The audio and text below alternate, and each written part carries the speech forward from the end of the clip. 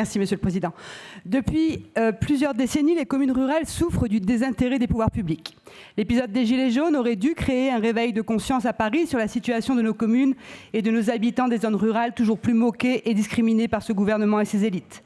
Ce manque de considération s'est aussi reflété par l'inaction du gouvernement face à un record de violence à l'encontre de nos élus locaux sous Emmanuel Macron, plus 32% en 2022. 4000 élus ont déjà démissionné, maires, adjoints, en seulement 3 ans de mandat.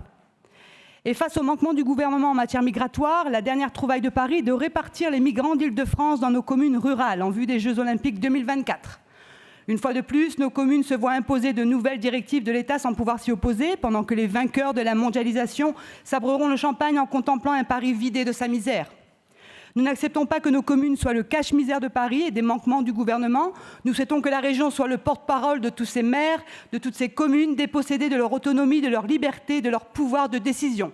Et que notre collectivité régionale interpelle l'État via ce vœu que le groupe Rassemblement national présente aujourd'hui, que le Conseil régional interpelle le gouvernement afin que les maires disposent d'un droit de veto concernant l'accueil imposé des migrants sur le territoire. Et vu qu'il me reste quelques secondes, Monsieur le Président, permettez-moi, vous n'avez pas cessé de nous interpeller grossièrement durant ces 2 jours sans que nous puissions vous répondre. Nous notons que vous revenez à votre bonne vieille rengaine qui est de nous insulter d'extrémistes et d'extrême droite, ce que nous ne sommes pas et vous le savez très bien.